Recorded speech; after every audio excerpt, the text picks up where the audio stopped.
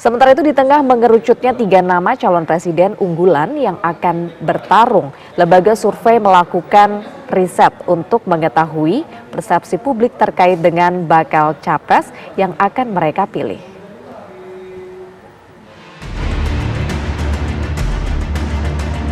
Suhu politik menjelang pemilu 2024 semakin hangat, termasuk agenda pemilihan presiden Pilpres.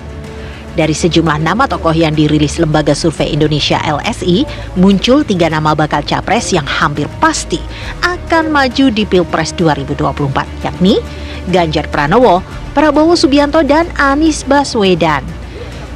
Sementara itu, Saiful Mujani Research and Consulting atau SMRC juga telah melakukan survei untuk mengetahui persepsi publik terkait bakal capres yang akan melanjutkan atau mengubah program pemerintah Presiden Joko Widodo usai Pilpres 2024. Lembaga SMRC juga merilis hasil survei terbaru pada tanggal 30 April hingga 7 Mei 2023, di mana para responden disodorkan 3 nama calon presiden.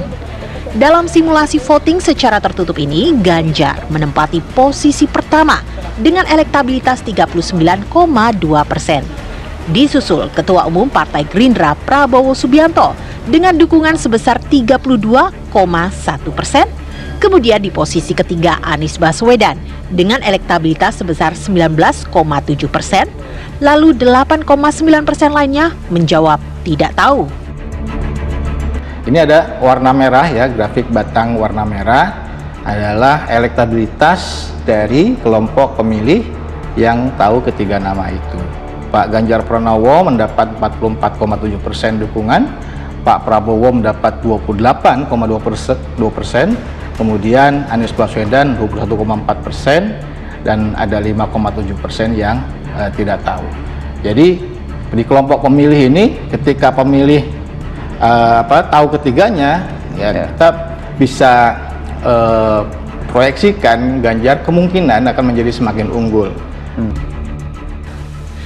Dari hasil survei tersebut, elektabilitas Ganjar yang kini masih menjabat Gubernur Jawa Tengah masih terus melejit.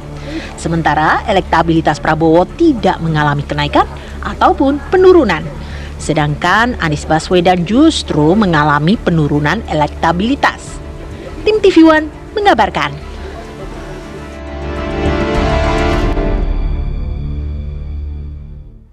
Ya pemirsa, pasca resmi keluar dari Partai Gerindra, Sandiaga Uno dikabarkan akan pindah partai ke Partai Persatuan Pembangunan, dan jalinan itu juga terlihat makin mesra antara Sandi dan P3.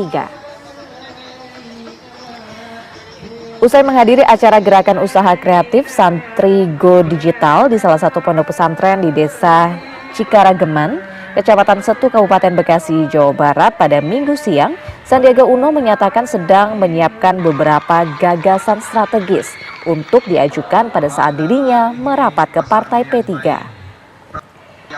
Menurutnya tahapan untuk masuk ke Partai P3 masih ada sejumlah hal yang harus dikomunikasikan dengan pelaksana tugas Dewan Pimpinan Pusat Partai Persatuan Pembangunan. Meski demikian, proses penjajakan terus berjalan dan mengikuti berbagai kegiatan simpatisan partai, dan belum diketahui kapan Sandi akan secara resmi masuk dalam P3 tersebut.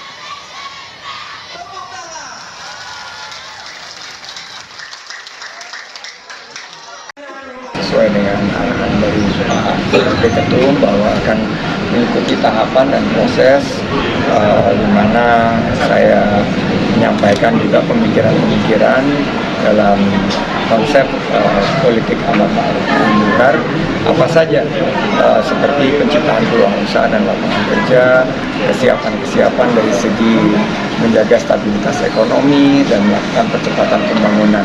Nah, ini yang tentunya proses-proses tahapan akan kita sempurnakan dan kita akan ajukan untuk pertimbangan dari Bapak PLT Ketum, dan tentunya kalau kecocokan sih selalu kita perlihatkan karena setiap kegiatan terutama di pondok pesantren dalam menyapa para kiai, para ulama, sahabat-sahabat dari P3 selalu menyertai. Tapi juga tugas dari Pak PLT Ketum ini juga dari beberapa pesan wejangan dari pimpinan ini kita lakukan dengan tidak tergesa-gesa dan tidak terburu-buru, tapi melalui tahapan-tahapan dan juga mengajak lebih banyak lagi untuk bergabung bersama dalam pemikiran percepatan pembangunan kita yang fokus kepada Islam yang rahmatan lil alamin.